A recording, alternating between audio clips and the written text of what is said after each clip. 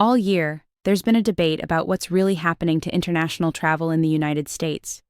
Was 2025 just a slow recovery year? A temporary pullback that would fix itself? With nearly a full year of data, that explanation no longer holds. Because globally, travel didn't slow. It grew. And that contrast matters. Numbers through November tell a consistent story. Not driven by one country, one season, or one headline, but by multiple regions moving in the same direction for very different reasons. Some travelers pulled back quietly. Others never returned the way forecasts expected. And in places where arrivals stabilized, spending dropped instead. What the numbers show isn't a short-term dip or a delayed recovery. It's a shift in how international travelers are choosing the United States. And that shift is now impossible to ignore. In this video, we look at how international travel to the US changed, and why that pattern matters more than the headlines. Let's start with Canada, the largest source of international tourism to the United States, and the earliest sign of a broader shift. About a quarter of all overseas visits to the US come from Canada. But that changed at the start of 2025. In January and February, Canadian travel into the US fell by double digits. Both land crossings and air travel declined at the same time, an unusual pattern outside of major global disruptions. At the time, many assumed it would correct itself. It didn't. Canadian travel stayed lower month after month with no seasonal rebound. And instead of recovering during the summer, the decline deepened.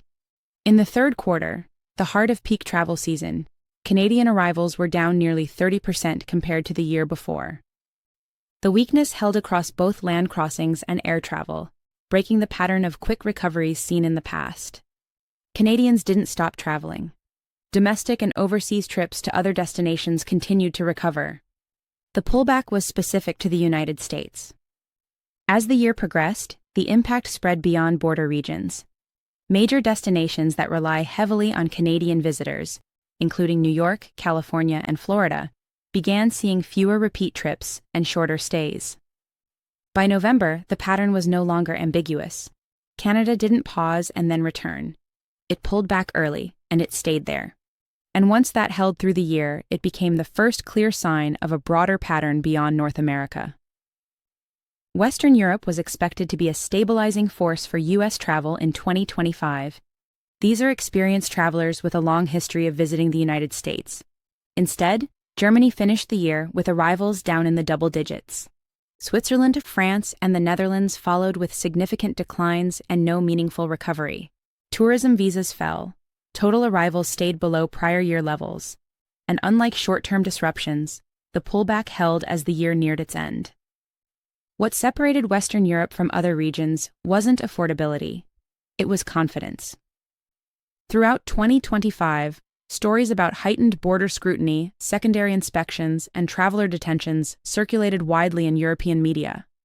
They didn't stop travel entirely, but they changed the calculation. For discretionary overseas trips, uncertainty matters. Travelers didn't cancel vacations. They redirected them. That redirection becomes clear when you look at the broader context.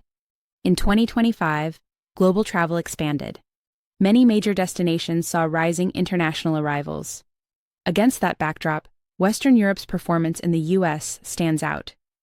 Some markets, like the UK and Spain, didn't collapse. They were largely flat. But in a growth year, flat isn't neutral. It means falling behind. By the end of 2025, the expected European rebound never arrived. And for the US, that mattered, because these are some of its most consistent, high-value international visitors. What came next made the pattern even harder to dismiss, especially when you look north at how a different part of Europe responded.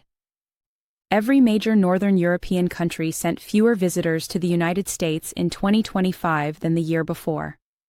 Denmark was the clearest example. By the end of the year, Danish arrivals were down by 23%, a meaningful decline for a stable, high-travel country. Norway, Sweden, and Finland followed the same direction. Their declines were smaller but consistent, and they held through the year. This wasn't a collapse, but it was visible, measurable, and sustained. What makes Northern Europe important is who these travelers are. They are wealthy, frequent international travelers with plenty of options. And in 2025, they continued to travel, just less often to the United States. This wasn't a cost-driven pullback. It was a quiet shift in travel preference.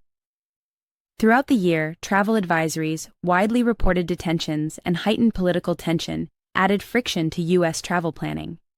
Not enough to stop travel entirely, but enough to change destination choice. At the same time, alternatives felt easier and more predictable.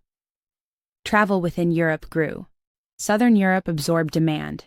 Asia rebounded. In that context, the United States didn't lose access. It lost relative appeal. And when even stable, high-confidence countries begin pulling back, it reinforces the broader shift already visible elsewhere. At this point, you could argue the decline was limited to nearby countries, short trips, regional travel, places with easy alternatives. But long-haul travelers tell a different story. Travelers from Asia and Oceania typically plan far ahead, commit more time, and spend more per trip. These aren't spontaneous journeys, they're deliberate decisions. And in 2025, fewer of those travelers chose the United States. From Australia and New Zealand, arrivals declined compared to the year before. Across much of Asia, the pattern was similar, with only a small number of exceptions, notably Japan and Taiwan. Most long-haul countries sent fewer visitors to the U.S., not more. This wasn't because long-haul travel slowed globally. It didn't. People were still flying across continents. They were still taking extended trips. They were just choosing different destinations. That matters because long-haul visitors play an outsized role in travel. They stay longer, spend more per visit, and drive revenue well beyond raw arrival counts. So when this group softens, the impact is structural, not cosmetic. By the end of 2025, the pattern was clear. The pullback wasn't limited to neighbors or short stays. Even travelers who usually come regardless were choosing differently. And that shift explains why the next story isn't just about arrivals. It's about spending. By the second half of 2025, one thing became harder to ignore. Even in places where visitor counts appeared to stabilize, the money wasn't following. Spending was falling faster than arrivals. That wasn't random. It was about who was missing. Short cross-border trips from Canada disappeared. European visitors stayed fewer nights. And long-haul travelers, the ones who usually stay the longest and spend the most, showed up less often. When that happens, revenue drops even if headcounts don't collapse. Some countries did send more travelers. Argentina is one example. Arrivals from Argentina rose by roughly 16%. But those gains couldn't offset what was lost. A modest increase from a smaller long-haul country doesn't replace millions of short trips from Canada or extended stays from Europe and Asia. Volume matters, frequency matters, length of stay matters. This is why 2025 looked misleading on the surface. You could point to arrival numbers and argue the situation wasn't catastrophic, but spending told a different story. Hotels felt it first, shorter stays, lower per visit spend. Restaurants, attractions, and local businesses felt it next. The issue wasn't just fewer visitors. It was fewer of the visitors who drive tourism revenue. And once spending starts falling faster than arrivals, the impact stops being abstract. It becomes local, which is why the effects showed up first in border states and gateway cities, the places most exposed to international travel. The impact of declining tourism doesn't stay on paper. It shows up in paychecks, storefronts, and daily life.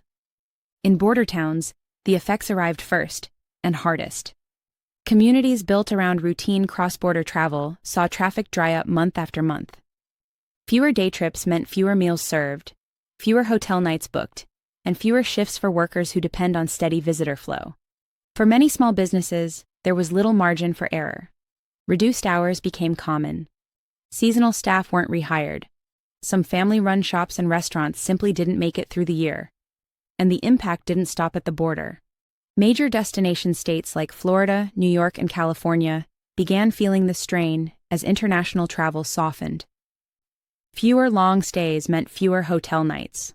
Lower per-visitor spending rippled through restaurants, attractions, and local transportation. Tourism agencies warned of billions in lost economic activity as international demand weakened.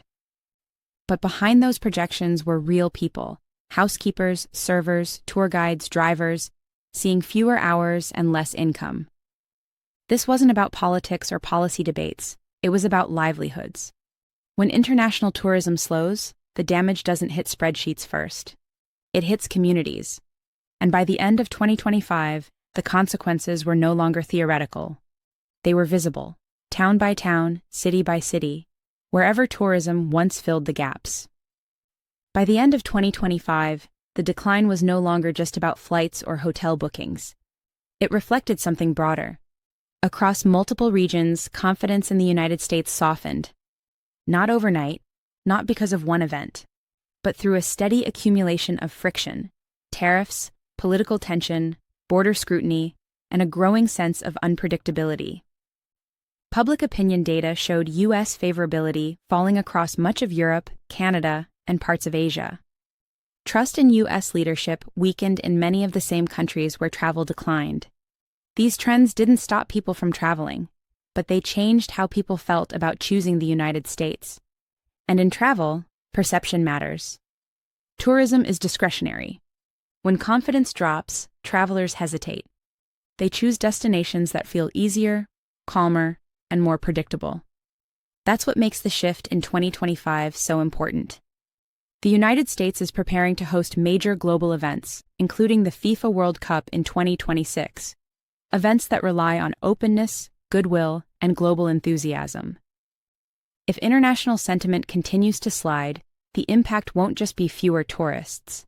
It will be missed opportunity on a global stage. What 2025 confirmed is this: U.S. tourism didn't stumble because demand disappeared. It shifted because confidence changed.